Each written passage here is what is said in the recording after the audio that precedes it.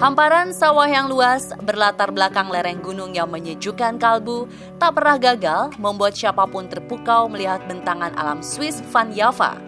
Aroma segar dari rerumputan dan embun pagi bak menyapa kampung-kampung yang ada di Kabupaten Garut. Tak terkecuali kampungnya para Walanda Sunda, yaitu Kampung Ciburuy. Julukan Walanda Sunda alias Belanda Sunda sudah lama melekat dengan keberadaan Kampung Ciburuy. Sebagian warganya memiliki kulit putih pucat dan pirang layaknya bule karena memiliki gen albino. Tim On The Spot mengunjungi Kampung Ciburuy dan bertemu dengan Bapak Nana Suryana selaku juru kunci untuk menengok kehidupan warga albino sekaligus menelusuri mitos-mitos yang berkembang di Kampung Ciburuy.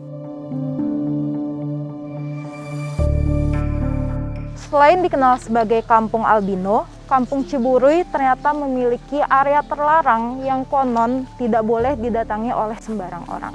Oleh karena itu, tim On The Spot akan mengungkap kebenarannya dan bertemu dengan salah satu pemangku adat Kampung Ciburuy.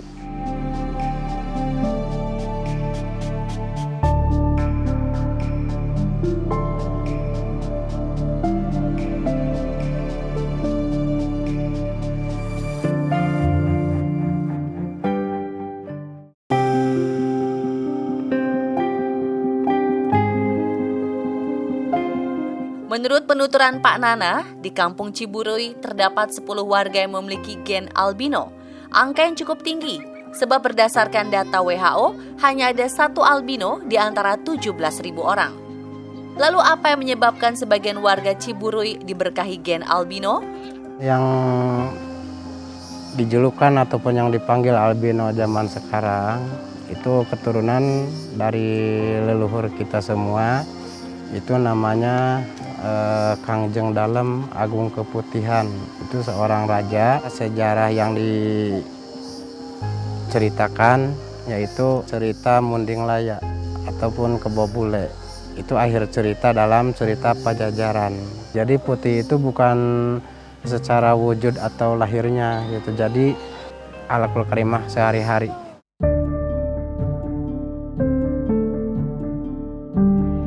Garis keturunan gen albino di Kampung Ciburuy sebenarnya masih menjadi misteri.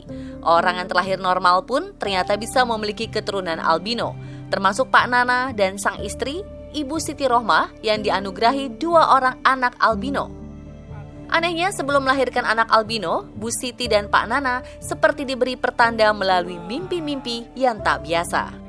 Mimpi itu diseret bulan. Impen punya manuk japati 2, ternyata 2 iya murang kali albino. Dalam mimpi itu bapak saya sambil sungkem, itu kamu akan punya anak ajaib. Yang disebutkan anak ajaib itu bagi saya mustahil. Gitu. Jadi yang dikatakan anak ajaib itu ternyata sesudah lahir itu kejadian. Gitu. Jadi keajaiban itu berbeda sama yang lain gitu.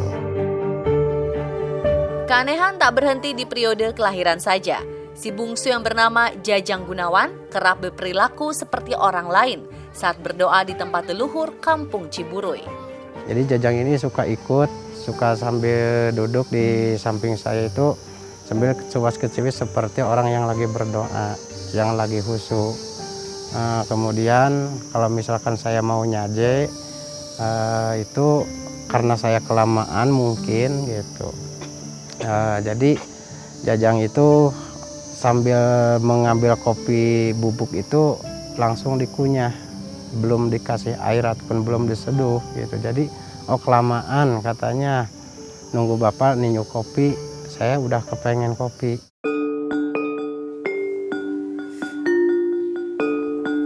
Misteri terlahirnya anak albino tidak terlepas dari adat Kampung Ciburuy yang kental dengan tradisi dan ritual sejak zaman leluhur.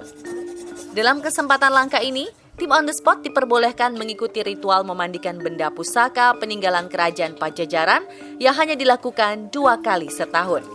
Konon, jika benda-benda keramat itu dikeluarkan bukan pada waktunya, maka akan terjadi musibah yang tak masuk akal. Itu ada kejadian. Sama saya itu menanyakan, ingin tahu masalah benda tersebut itu. Pas tengah hari itu panas hari ataupun tangisnya panasnya matahari, itu suara petir. Nah, sesudah itu turun hujan deras, sesudah dimasukin lagi barang itu udahnya reda lagi. Prosesi pencucian benda pusaka tidak dilakukan sembarang. Aroma dupa dan kemenyan yang memenuhi ruangan menandakan ritual sudah mulai dilaksanakan. Setelah diawali dengan doa, puluhan benda keramat dikeluarkan dari tempatnya. Benda yang terbuat dari logam dicelupkan ke baskom berisi air dan kembang 7 rupa. Sementara benda yang bukan logam hanya dikeluarkan dan diberi wewangian. Setelah dibasuh, benda keramat digosok jeruk nipis untuk membersihkan karat. Menggosoknya pun harus mengikuti aturan, yakni satu arah dari bawah ke atas. Selanjutnya, benda pusaka dibilas air kelapa yang diberi minyak wangi, lalu dikeringkan menggunakan kain. Menariknya, anak-anak yang mengikuti ritual pencucian benda pusaka sama sekali tidak rewel, apalagi sengaja bermain-main. Mereka bersikap tenang dan hikmat, layaknya orang dewasa yang sudah mengetahui tugasnya.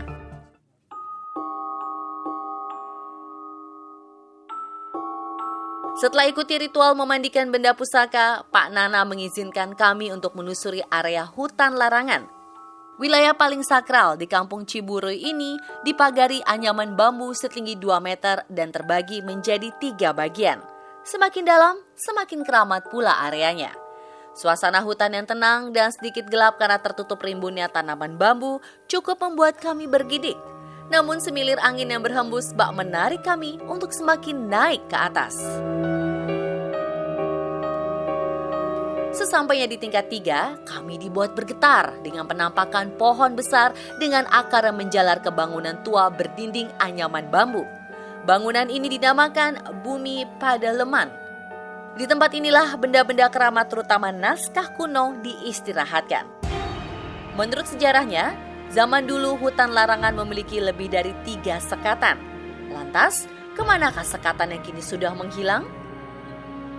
Kalau dulu itu sekatan ataupun lokalan itu tidak hanya 3, dulu itu 9. Jadi dulu itu tempat persekolahan ataupun tempat pendidikan putra-putrinya para raja. Ada yang dikatakan wajib belajar 9 tahun. Nah, ternyata sekarang ini udah tercapai ataupun sudah terjalankan. Kemudian yang 9 itu dijadikan inti jadi 3. Itu mengambilkan ataupun perjalanan ataupun penerusan yang dikatakan ilmu perguruan tinggi. Di area hutan larangan terdapat satu lagi tempat yang jauh lebih sakral dan tidak boleh dimasuki sembarang orang. Beruntung kali ini tim On The Spot berkesempatan untuk napak tilas ke lokasi tersebut ditemani Pak Nana. Sebelum ke lokasi tujuan, kami terlebih dahulu diajak untuk memasuki Bumi Padaleman.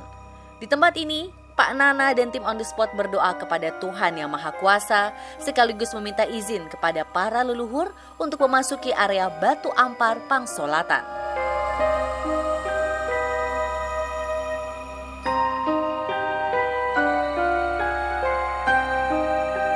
Sekarang sesudah permohonan dari sini, kita ke tempat peninggalan Eyang Prabu Siliwangi waktu penyebaran agama. Kan ini bawahnya tadi tidak bisa diganti dengan orang lain ataupun dibawa dengan saya. Harus saya lagi. Iya, ya. Ya silakan.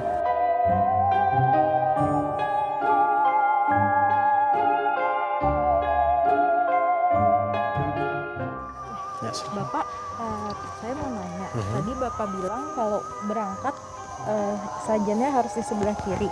Itu ada alasan tertentu nggak ya? Itu alasan kita membawa bekal yang disinggakan di kiri ataupun di kenca.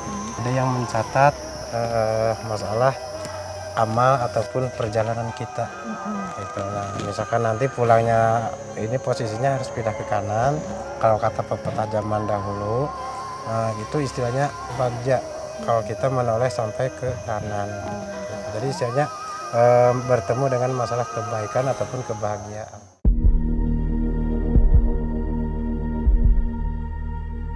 Akhirnya kami pun sampai ke lokasi yang dinamakan Batu Ampar Pangsolatan. Tumpukan batu datar peninggalan Prabu Siliwangi ini dulunya merupakan tempat untuk berdoa kepada Yang Maha Kuasa, sekaligus tempat untuk menyatukan keyakinan yang saat ini kita sebut agama. Tujuan membakar dupa dan kemenyan serta menaburkan kembang 7 rupa ini semata-mata sebagai wewangian untuk mengharumkan lokasi tersebut agar tetap terjaga kesakralannya. Dan pemirsa, itulah warisan serta keberagaman budaya yang ditinggalkan para leluhur untuk tetap dijaga di Kampung Ciburuy.